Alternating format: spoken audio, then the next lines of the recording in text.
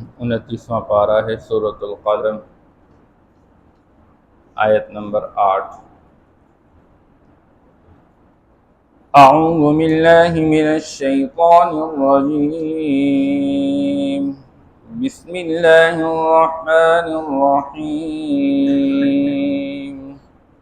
ماقبل اللہ جل شانہ نے آپ صلی اللہ تعالی علیہ وسلم کے حوالے سے بیان فرما چکے اور قسمیہ الفاظ کے ساتھ قلم اور جو کچھ لوگ اس قلم سے لکھتے ہیں اس کی قسم اٹھا کے اللہ فرماتے ہیں، اے میرے نبی آپ دیوانہ نہیں ہے، یہ لوگ آپ کو دیوانہ سمجھ رہے ہیں۔ اور آپ صلی اللہ تعالی علیہ وسلم عقل کے اس انتہا پر ہے کہ آپ کے بتلائے ہوئے تمام اعمال جو انسانیت ادا کر رہے ہیں تو انسانیت کے تمام اچھے اعمال کا ثواب بھی آپ صلی اللہ تعالی علیہ وسلم کو پہنچ رہا ہے، اس لیے آپ کا اجر نہ ختم ہونے والا ہے۔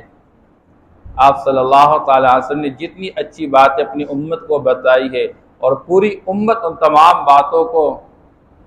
بجا لا رہی ہے، تو اللہ جل شانہ پوری امت کے نیک اعمال کے تمام ثواب اور اجر کے اندر آپ صلی اللہ علیہ وسلم کو شریک ٹھہرا رہے ہیں،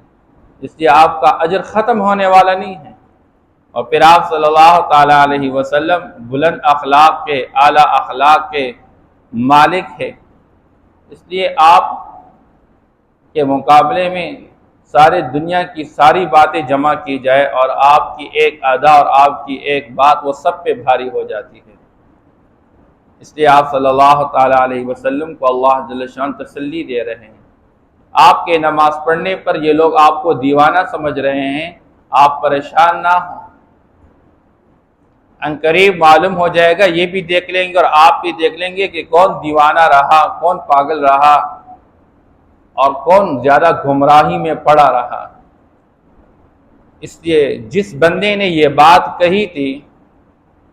اللہ جل شانہ اس بندے کے بارے میں مذمتی الفاظ بیان فرما رہے ہیں، اور اللہ جل شانہ اپنے محبوب نبی صلی اللہ علیہ وسلم کا خود دفاع کر رہے ہیں۔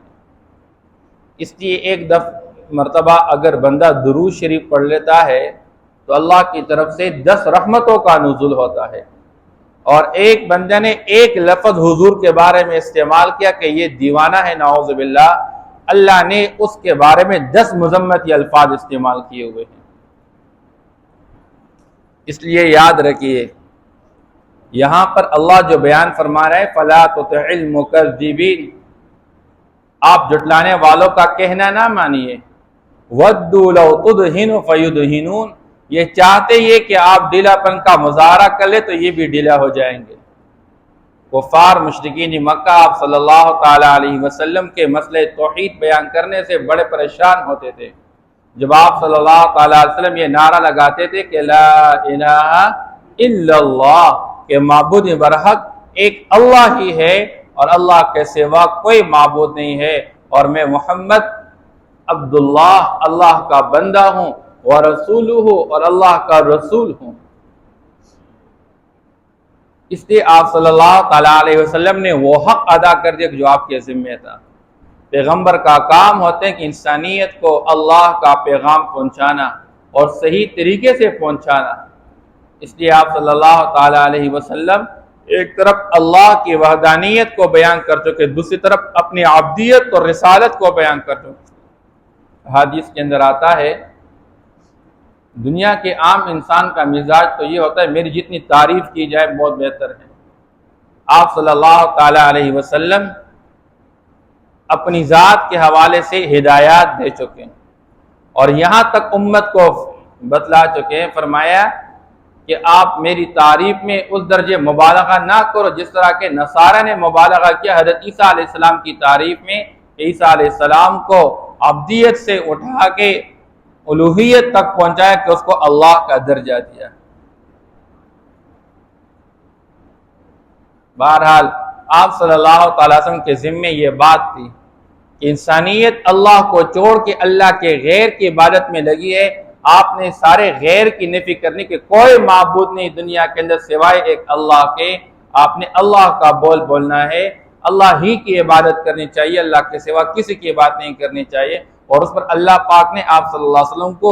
دلائل دیے، اسے آفاقی دلائل دیے، عقلی دلائل دیے، نقلی دلائل دیے، بتاؤ تو صحیح کہ تمہیں پیدا کرنے والا کون ہے؟ وہ ایک اللہ ہی ہے۔ تمہارے لیے زمین اور آسمان کو بنانے والا کون ہے؟ ایک اللہ ہی ہے۔ تمہارے لیے دن رات کو لانے والا کون ہے؟ وہ ایک اللہ ہی ہے۔ تو جب یہ سارے کام ایک اللہ ہی کرے اور اللہ کے ساتھ اس میں کوئی شریک نہیں ہے، تو پھر تم کیوں اللہ کی عبادت میں اللہ کے غیر کو شریک ٹھہرا رہے ہیں؟ اس لیے جواب صلی اللہ علیہ وسلم یہ فرماتے تھے کہ اللہ کے سوا کوئی معبود نہیں، تمہارے ہاتھوں کے بنائے گئے یہ سارے بت یہ کسی کام کے نہیں ہے، نہ یہ نفع کے مالک ہیں، نہ یہ نقصان کے مالک ہیں، نہ کسی کو عزت دینے والے، نہ کسی کو ذلیل کرنے والے۔ لہذا نفع اور نقصان، عزت اور ذلت اور خوشی اور غمی اور کامیابی اور ناکامی، اس کا مالک ایک اللہ ہے۔ تو اس سے کفار مشرکین مکہ کو بہت زیادہ تکلیف ہوتی تھی،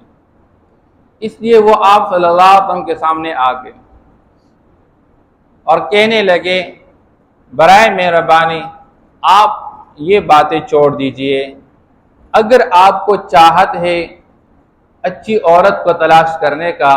ہم مکہ کے سب سے زیادہ حسین عورتیں آپ کے سامنے کھڑی کر کے ہم آپ کو اختیار دیں گے، جو آپ کو پسند ہے وہ آپ لے جائیے،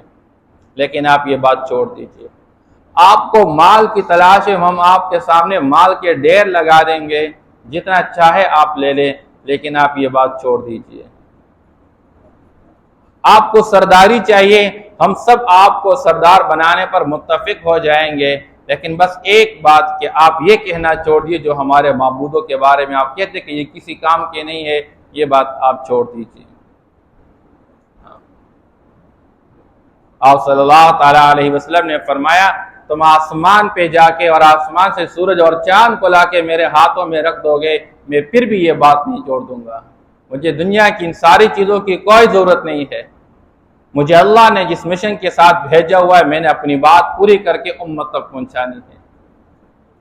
اس لیے آپ صلی اللہ علیہ وسلم کے چچا ابو طالب کے پاس لوگ چلے گئے اور کہنے لگے آپ اپنے بھتیجے کو سمجھا دیجئے، ہم اس کے ساتھ ڈھیلا پن کا مظاہرہ کر لیں گے، اس کے ساتھ سختی، اس کے دوستوں کے ساتھ، اس کے صحابہ کے ساتھ یہ ساری سختی چھوڑ دیں گے، لیکن صرف ایک مسئلہ ہے کہ یہ بات کہنا چھوڑ دے۔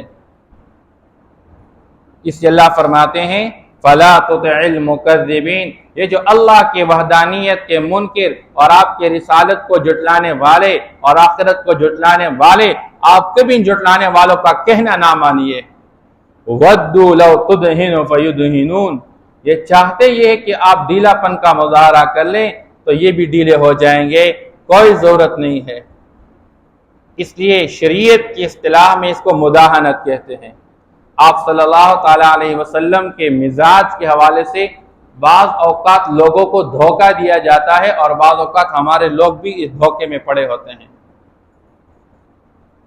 ہم کہتے ہیں آپ صلی اللہ تعالیٰ علیہ وسلم رحمت للعالمین بنا کر بھیجے گئے ہیں۔ آپ صلی اللہ تعالیٰ علیہ وسلم اپنی ذات کے اعتبار سے کبھی کسی سے کوئی انتقام نہیں لے چکے ہیں، اپنی ذات کے لیے اپنے گھر والوں پہ ہاتھ نہیں اٹھایا، اپنی ذات کے لیے اپنے اپنے غلاموں پر کبھی ہاتھ نہیں اٹھایا،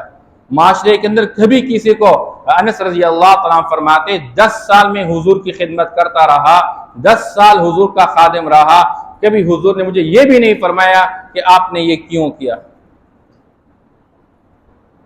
آپ اعلیٰ اخلاق کے مالک انک لعلی خلق عظیم، لیکن یہ ذاتی حقوق کے حوالے سے آپ کا مزاج تھا۔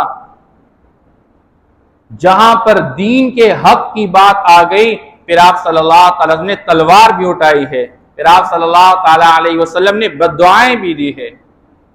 ایک بندہ حضرت سلمہ بن اقوع رضی اللہ تعالیٰ عنہ فرماتے ہیں ہم کھانا کھا رہے تھے آپ صلی اللہ علیہ وسلم کے ساتھ بیٹھے ہوئے، ایک بندہ آ کر بائیں ہاتھ سے کھانا کھانے لگ گیا۔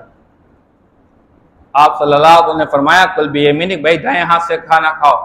اس نے کہا جی اس میں طاقت نہیں ہے۔ حضور نے اس وقت فوراً فرمایا چلو اس میں طاقت ہی نہ ہو، فرماتے ہم دیکھ رہے تھے کہ وشلت یدہ، اس کا دائیں ہاتھ شل ہو گیا،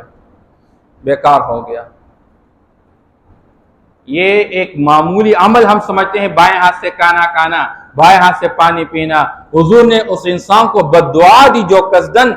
دائیں ہاتھ چھوڑ کر بائیں ہاتھ سے کھانا کھا رہا تھا۔ اس لیے دین کے کاموں میں مداہنت نہیں ہے، کمزوری نہیں دکھانی ہے۔ ہمارے آج کا معاشرہ، ہمارے آج کے اس ملک کے اندر بھی یہی مزاج ہے، مداہنت کیجئے۔ مولویوں آرام سے بیٹھ جائیے، اگر قادیانیوں کو آپ یہ کہہ دیجئے تو اس پہ کیا فرق آئے گا؟ جو آپ صلی اللہ علیہ وسلم کے خاتم النبیین کے دشمن ہیں، آج پوری دنیا کی اسٹیبلشمنٹ اور پوری دنیا کے لوگ اس بات پہ مسلمانوں کو اور خاص کر ہمارے وطن عزیز پاکستان کو اس بات پہ دبا رہے ہیں اور مختلف حالات کے اندر پھنسا رہے کہ آپ اس بات سے پیچھے ہٹیے۔ یہ ساری سزا تو اس بات کی مل رہی ہے۔ اس سے حالات تو اور کچھ نہیں بنائے گئے، انہی باتوں کی وجہ سے یہ حالات بنائے جا رہے ہیں۔ آپ صلی اللہ علیہ وسلم کی ذات کے بارے میں کوئی بات برداشت کی جا رہے ہیں۔ ایک طرف ہمارے والد کو کوئی گالی دے ہم برداشت نہ کریں،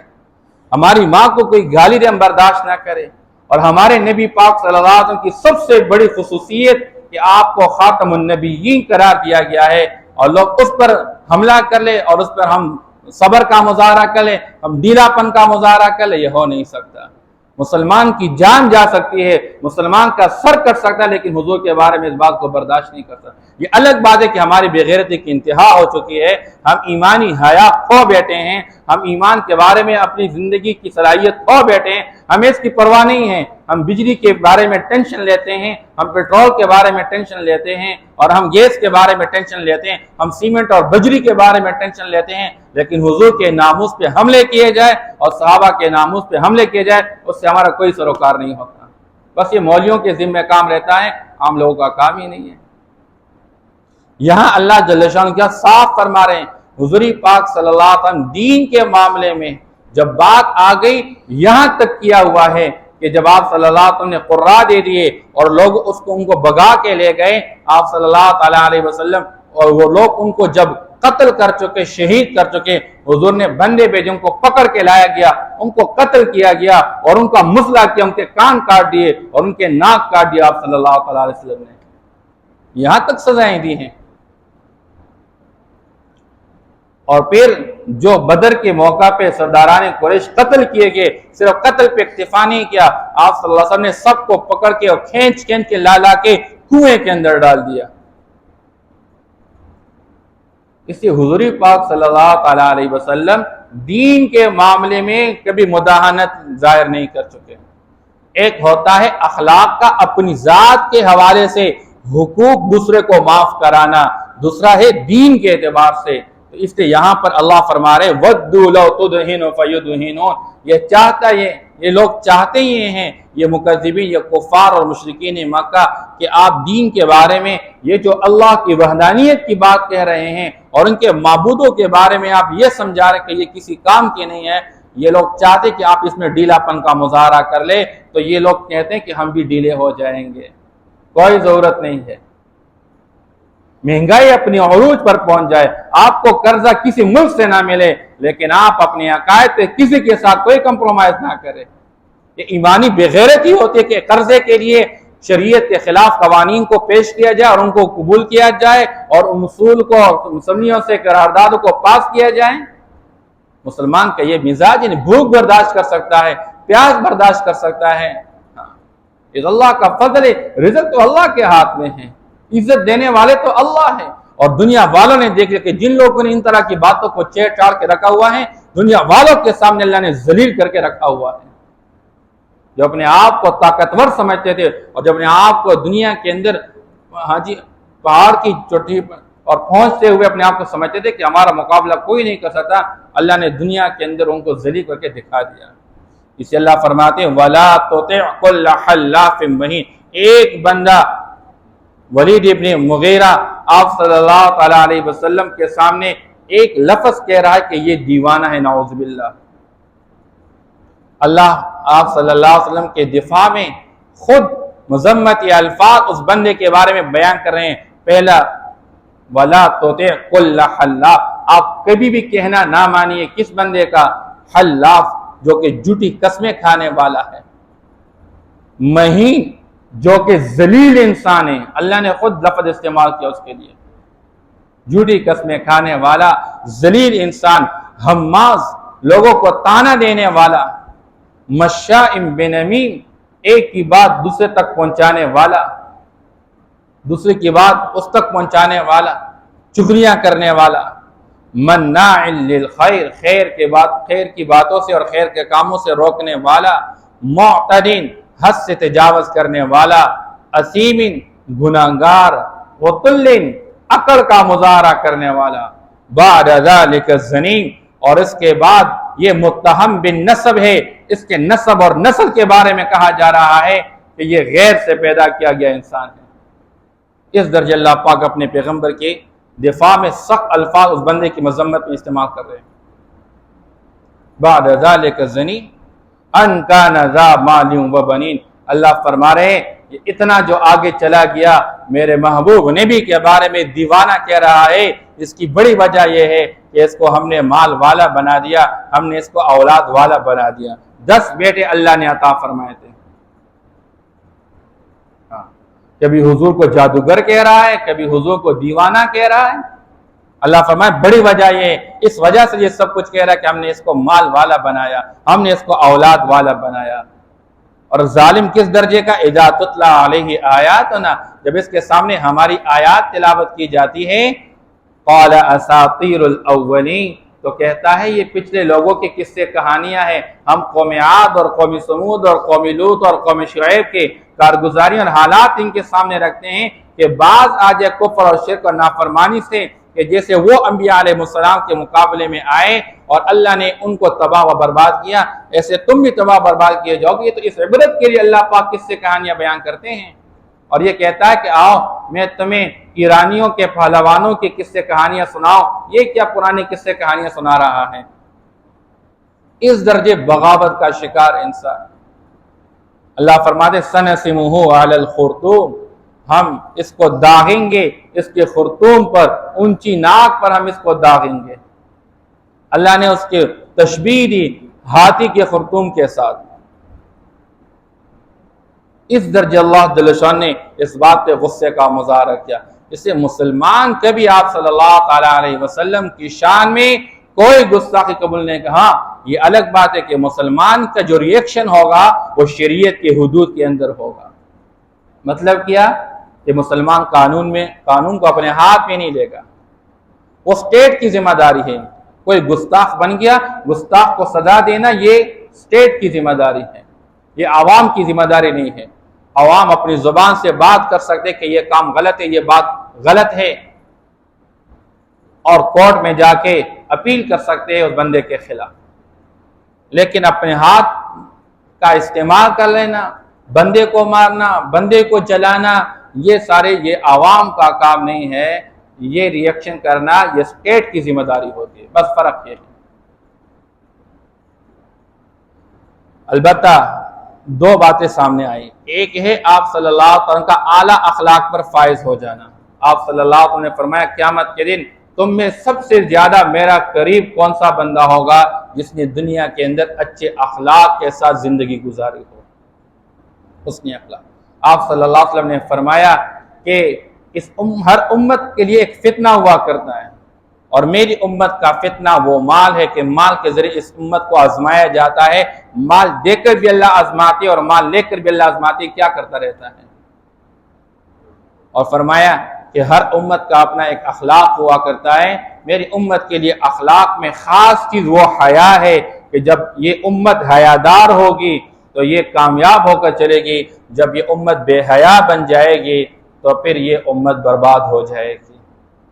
ہر قسم کی برائیوں کا شکار یہ امت تب ہوگی جب اس امت کے اندر بے حیائی، ماں باپ سے بندہ حیا ختم کرا دے، بے حیا بن جائے، والدین کے سامنے،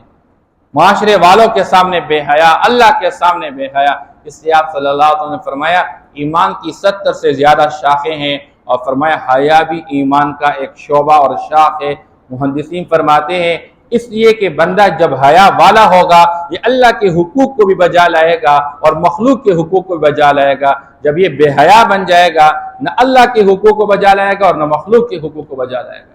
اللہ کے حقوق کو بھی ضائع کرے گا اور مخلوق کے حقوق کو بھی ضائع کرے گا۔ اس لیے آپ صلی اللہ علیہ وسلم نے فرمایا قیامت کے دن جب انسان کو اٹھایا جائے گا اس کے اخلاق کے مطابق اٹھایا جائے گا۔ اس سے اعلیٰ اخلاق کا اللہ جل شانہ نے جس کو یہ حسن اخلاق سے نوازا اور یہ چیز نصیب فرما دی، آپ صلی اللہ علیہ وسلم فرماتے اللہ اس کو جنت کے اندر اعلیٰ مقام پہ ایک محل عطا فرمائیں گے، اعلیٰ مقام۔ اور اعلیٰ اخلاق کیا ہے؟ صل من قطع، جو آپ کے ساتھ رشتہ توڑے آپ اس کے ساتھ جوڑے، جو آپ پر ظلم کرے آپ اس کو معاف کرے، جو آپ کو محروم رکھے آپ اس کو عطا کرے، یہ اعلیٰ اخلاق۔ لیکن اس کا تعلق ذاتی حقوق کے ساتھ ہے۔ دین کے بارے میں جب بات آئے کہ کوئی بندہ نماز کے بارے میں بولا، ایک نماز نہ پڑھنا الگ چیز ہے، لیکن نماز کو وقت ضیاء کہنا، نماز کو صرف بدنی ایکسرسائز کہہ دینا، یا قربانی کو پیسے کی ضیاء کہہ دینا، دینی احکام کے بارے میں جب کوئی بندہ مد مقابل آئے گا پھر اس میں مداہنت کا شکار نہیں ہوگا۔ پھر مسلمان کی ذمہ داری کہ وہ زبان سے اس کے بارے میں آواز اٹھائیں۔ عوام کا کام ہے آواز اٹھانا، اسٹیٹ کا کام ہوتا ہے اس کے مقابلے میں پھر ریئیکشن دکھانا۔ اس لیے اللہ جل شانہ یہاں آپ صلی اللہ علیہ وسلم کے مقابلے میں جو بندہ آیا اور حضور پاک کے نماز پڑھنے کو جب اس پر دیوانہ کا حکم لگا تو اللہ نے خود اس کے بارے میں 10 مذمت کے الفاظ، اس لیے علماء فرماتے ہیں ایک بندہ ایک مرتبہ آپ صلی اللہ علیہ وسلم پر درود بھیجتا ہے تو اللہ کی طرف سے 10 رحمتوں کا نزول ہوتا ہے، اور جب ایک غلط لفظ حضور کے بارے میں کہتا ہے اللہ کی طرف سے 10 مرتبہ اس پر لعنت ہو جاتی ہے۔ آپ صلی اللہ علیہ وسلم کے مقابلے میں ایک شخص پر حضور پاک صلی اللہ علیہ وسلم کو دیوانہ کہنے والے پر اللہ پاک نے کس طرح کے الفاظ استعمال کیے ہیں۔